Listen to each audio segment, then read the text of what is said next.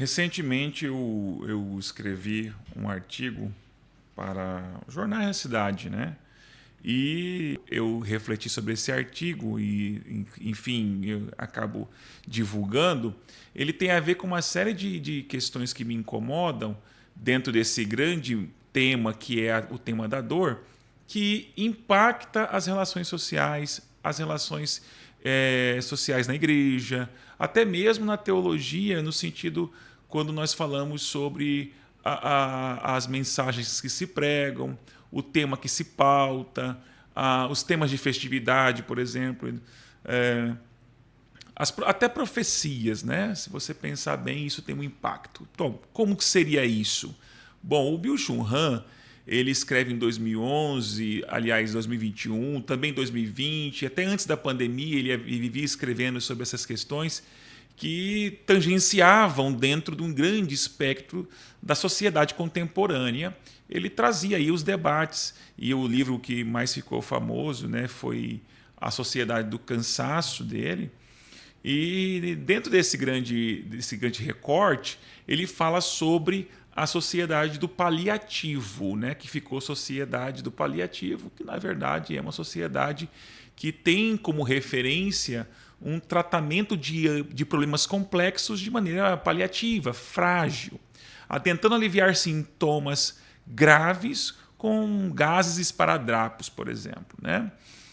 A sociedade contemporânea, segundo essa perspectiva, procuraria, em tese, suprimir seus incômodos físicos, emocionais e existenciais sem enfrentar necessariamente raízes profundas que gerariam esses incômodos, né? É nesse sentido que ele vai cunhar, ou pelo menos expor, né, o termo algofobia, que seria uma angústia generalizada diante da possibilidade de sofrimento, diante da dor que poderia chegar. Como uma espécie de gás, essa lógica invade todos os espectros da vida. Podemos perceber isso nos vínculos afetivos, que quer se evitar a qualquer custo, porque geram dores, geram frustrações. As espiritualidades, portanto, deveriam ser cultivadas sem que possamos gerar sofrimento. Então, elas precisam ser dissecadas para que possamos ter espiritualidade sem dores, né? Na política também. E o artigo que eu escrevo, ele trata exatamente do espectro político. Eu falo sobre, por exemplo, em conversas de rua, nós podemos evitar e devemos evitar, né, numa espécie de consenso já imposto, devemos evitar qualquer tipo de controvérsia ou então algum tipo de desconforto na fala. Isso soaria como um soco no estômago para a minha audiência. Esse tipo de dor, ou seja, decepção, frustração, perdas, tem se tornado uma espécie de escândalo, uma histeria generalizada, tem levado pessoas a tratar esses incômodos como alguma coisa que não deveria nunca ter existido. E há uma pressão social para que esse tipo de sofrimento venha a se tornar constantemente controlado. Nas democracias liberais, nós estamos vendo a dificuldade de lidar com os conflitos políticos, com o contraditório, com o dissenso. Isso porque o ideal de consenso absoluto tornou-se um imperativo, não por uma busca da verdade sincera, mas por medo de ferir sensibilidades. Esse novo modelo de medo foi desbloqueado e agora nós temos outros tipos de dores. Quando nos esforçamos desesperadamente para eliminar esses conflitos dolorosos de nossas vidas, deixamos de acessar as experiências que estruturam a nossa subjetividade humana. Quando nós queremos evitar a qualquer custo todo tipo de conflito, todo tipo de dor, e eu não me refiro às dores que são dores que nos levam à exaustão da morte, né? Ao absoluto aniquilamento, não. Eu me refiro a qualquer tipo de mínima dor possível. Nós estamos como que desesperados em evitar qualquer tipo de dor, atrás de um ideal de vida, nós acabamos construindo uma vida que não se vive, que não é humana. Sem esse tipo de experiência dolorosa, só sobra um vazio da autorreferência, em que o eu fica girando em torno de si mesmo sem profundidade. É nesse sentido que a política de hoje em dia não anda, não avança, porque ela impera com consensos. Essa política do não contraditório, como eu escrevo no artigo, é, na verdade, uma forma disfarçada de um despotismo emocional, de um autoritarismo emocional. Ao evitarmos os conflitos a qualquer custo, aqueles respeitosos, né? Mesmo aqueles que nem parece que vão levar a algum problema, mas temos que evitar a qualquer custo, nós vamos sufocando a possibilidade de uma verdadeira transformação em nós enquanto seres humanos. Por quê? Porque vamos colocando tudo em uma única superfície rasa e, portanto, levamos a uma polarização. Em que medida? Ao negarmos essas negatividades, ao bloquearmos todo tipo de conflito, todo tipo de atrito, nós podemos construir, portanto, uma vida sem reflexão, uma vida cujo elemento importante, que seria a subjetividade, o questionamento, seja aniquilado, é uma vida sem transformação, uma vida que nos faz quase zumbis, uns robôs. Veja que a inteligência artificial, ela não pode ser humana porque ela não sente dor, ela não sente a contradição, ela não sente a perda. A inteligência artificial não pode amar porque ela não pode doer-se, porque o amor só pode existir onde tem a possibilidade de doer-se. A verdade caminha no sentido em que a dor também é pautada, a dor também é acumulada, a dor também é sentida e experimentada. Se a gente nega a contradição, a gente aniquila a possibilidade de reflexão, um elemento essencial para as construções políticas, para as relações humanas. Portanto, segundo Byung-Chul Han, a sociedade do paliativo ela vai criando bolhas de proteção, resultando nesse sentido em polarização excessiva e destrutiva. Veja que, ao tempo que nós tentamos construir uma proteção, evitando o sofrimento, evitando a dor, nós construímos uma polarização e que nessa polarização gera mais violência e mais dor. Paradoxalmente, ao tentar excluir esse contraditório, ao tentar excluir esse sofrimento no campo político, acabamos por eliminar aquilo que nos traria a experiência da vida humana, que é a paz através do consenso, através da política. Bom, a exigência de consenso, a exigência de transformação sem nenhuma dor, transformou-se, na verdade, em uma censura emocional.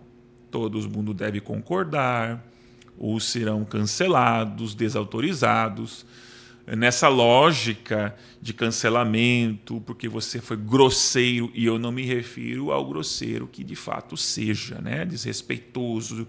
Eu me refiro a grosseiros entre aspas, a desrespeitosos entre aspas, que na verdade, em razão da alta sensibilidade social e política, agora nós estamos intolerantes a qualquer tipo de dissenso. Nessa lógica, até a possibilidade de mudar de opinião se torna ameaçadora.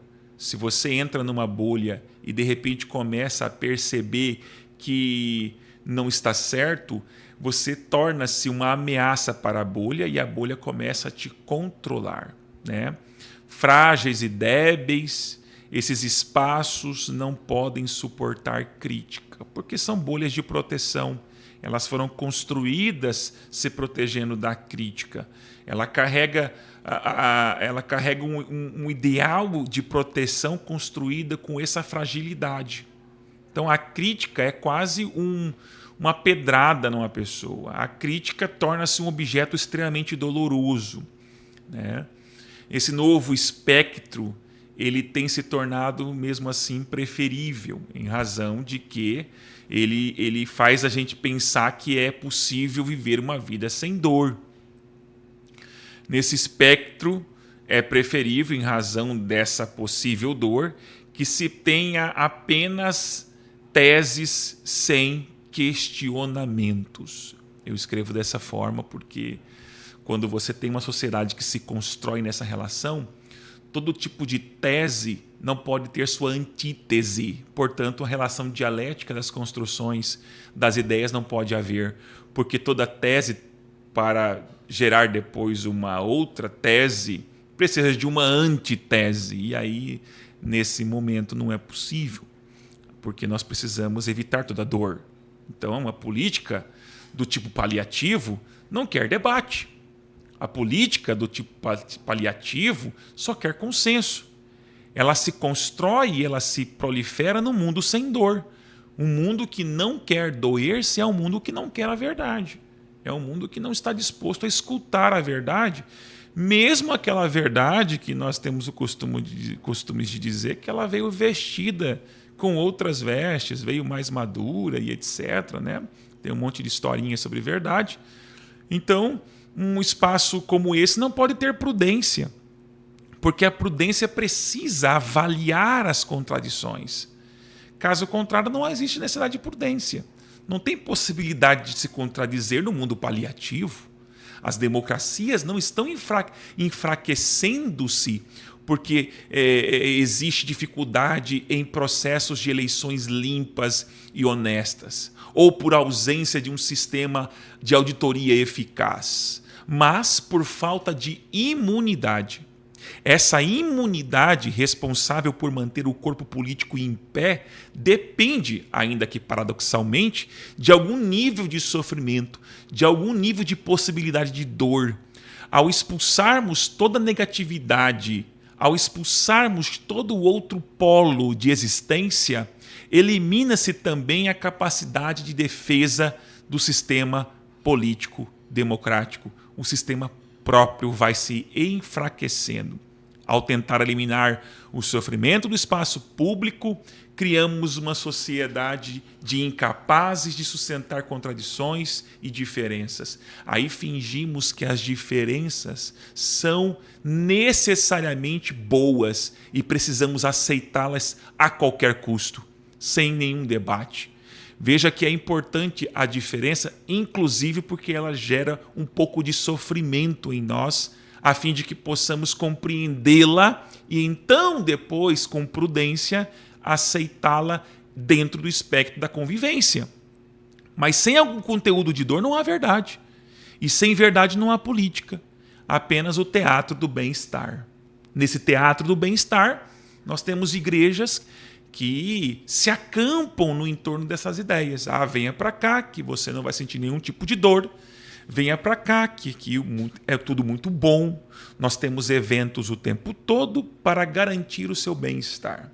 Aqui, nos nossos espaços eclesiásticos, nós não precisamos de discussão, porque tudo se resolve na base da impositura ou da imposição deste tipo de consenso despótico, né? Onde todo mundo tem que ser muito bom, automaticamente transformado, sem nenhum tipo de processo que teria como conteúdo a negatividade da contradição. Veja que até mesmo, eu penso assim, no artigo, é óbvio que eu não falo isso, porque é um artigo ligado à política, mas isso nos leva a pensar por que é difícil nós encontrarmos, quando eu falo difícil, eu digo assim, por que é muito difícil nós encontrarmos nos cultos profecias que sejam negativas, né? Profecias de natureza negativa, que levam-nos à contradição, ou que chocam-nos, ou que dizem coisas que você realmente precisaria ouvir, mas em razão do paliativo você acaba não ouvindo, né?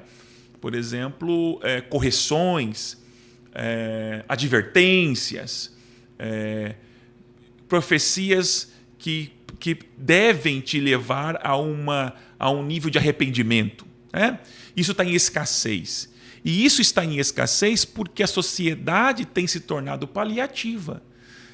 Mesmo nesses espaços da espiritualidade cristã, constituídos culturalmente e instituídos para celebrar a vida cristã, a celebrar os cultos a Deus, mesmo nesses espaços há também uma pressão por consenso, há também uma construção do que é politicamente correto, há também uma imposição social dentro das comunidades para que haja somente consenso a qualquer custo.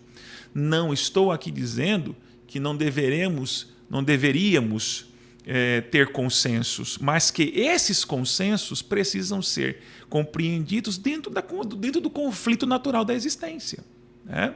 Então, as profecias, os louvores, não se fala mais, e aí o Byung-Chul Han tem uma boa sacada quando ele fala que é mais ou menos aí da emergência da vida americana do bem-estar, né?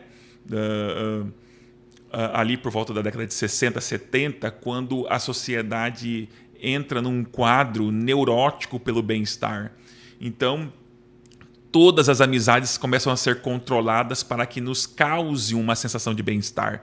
Então, as igrejas vão também aderindo a esse sistema, construindo os seus eventos muitas vezes, e aí não são todas, obviamente, nem são todos os líderes que pensam assim, acho que a maioria não pensa assim, mas existe uma grande parte que cria eventos para uma espécie de exorcismo de problemas emocionais.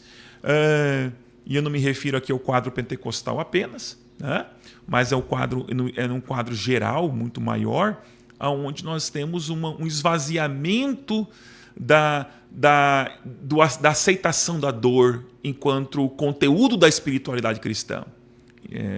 2000 anos de história, por exemplo, a dor nos levava à reflexão. Agora eu preciso tirar a dor para permitir a reflexão. Obviamente que isso dá tudo errado. Então nós temos um maquiamento, um paliativo sobre o sofrimento. Eles vão se perpetuando. E agora nós temos novos tipos de dores. Nós temos aí várias dores neuronais. Dores que não têm imunidade para ela, porque elas são dores endógenas, de processos interiores. E essa é a linguagem do Byung-Chul Han, né? Quando ele fala que contra aquilo que é externo, nós temos aí um quadro imunológico que reage, mas contra aquilo que é interno não há. Aí ele fala o exemplo da gordura, né? Não existe anticorpos contra a gordura. Gordura não tem, o organismo não combate, né? Então, quando nós criamos problemas que são gerados internamente, eles não vão embora pelo próprio corpo. E esses problemas são gerados exatamente porque nós estamos do lado de fora reagindo contra todo tipo de dissenso, todo tipo de conflito. E mais uma vez eu digo que não estou aqui fazendo uma apologia à violência, não. Mas eu estou dizendo que a vida, como ela deve ser, ela é necessariamente uma vida de conflitos possíveis de ser solucionados a partir do diálogo, a partir da interação, a partir do sentir-se humilhado e de repente ressurgir de novo, uma espécie de catarse, né? Então, quando isso tudo não é compreendido, nós temos, portanto, uma sociedade do paliativo e se reverbera aí nas teologias positivas, afirmativas, teologia da prosperidade, onde o sujeito é envolvido em tramóias, em tramas, para que ele obtenha sucesso a qualquer custo. E aqui poderíamos ir mais longe, mas o tempo não nos dá essa permissão, não é minha intenção também ir mais longe com isso, mas notarmos esses aspectos, né? O não querer doer-se é também uma referência a não querer ouvir a verdade. Então, eu vejo assim que muitas vezes nós estamos em busca só da nossa verdade, e a nossa verdade geralmente não tem dores, né? Não é sobre amar a dor, mas é percebê-la enquanto um efeito pedagógico, percebê-la enquanto conteúdo da própria existência, perceber que é possível que algumas dores estejam querendo indicar processos de mudança em nossas vidas. A musculatura só cresce com dores, os ossos, o crescimento humano cresce com dores. Então veja que não é possível viver uma vida sem doer-se. Quando nós queremos fazer isso acontecer, nós temos as contradições internas e isso vai nos levando a uma desistência da própria vida. Paradoxalmente, uma vida que não pode ser vivida com dor é uma vida que não vale a pena ser vivida, porque não tem amor, né? E aí na teologia, na Bíblia, nós vemos o servo sofredor, Isaías 53. Ele é um servo que ama e por isso sofre. E sobre as suas pisaduras nós fomos sarados. O castigo que nos traz a paz estava sobre ele.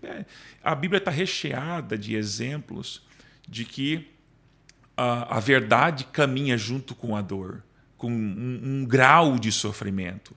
Não me refiro aqui ao sofrimento que aniquila, que abate, mas até o início do século XX não haveria compreensão de que grandes vitórias, grandes êxitos e conquistas poderiam chegar sem o mínimo de sofrimento. Então é claro que Foucault percebeu isso quando falava em vigiar e punir. Ele percebia essa dimensão dos panótipos nesse olhar sobre as instituições disciplinatórias, né? Então esse homem da disciplina também foi embora. Agora nós queremos ter um mundo sem dor, um mundo sem disciplina, um mundo com verdade. Mas como? Isso é contraditório em termos. Não é possível. Talvez o Bill Schwen esteja correto em dizer que muitas vezes essas doenças neuronais que têm aparecido como de maneira expressiva, talvez seja em razão de que não estejamos saber lidar com a nossa própria existência, tentando eliminar todo tipo de negatividade e assumindo uma vida extremamente positiva nesse sentido. E aí vamos nos auto-aniquilando, né? Auto-aniquilamento. Um sofrimento sem controle, um sofrimento que não tem como, diferente de uma dor no corpo em razão de um dia de trabalho, nós temos aí uma dor que não passa, uma dor da existência, não é mesmo? Então era essa a minha reflexão. Eu escrevi esse artigo, ele está com o título Um Mundo Sem Dor é um Mundo da Não-Verdade. Espero que vocês tenham gostado. Se gostaram, curta e compartilhe. Nós estamos aqui para falar de teologia, de vida contemporânea. Meu canal aí tem história, eu gosto muito de história do cristianismo, é a minha área, mas isso me leva a compreender a sociedade que eu vivo também, não é mesmo? Um grande abraço e até a próxima.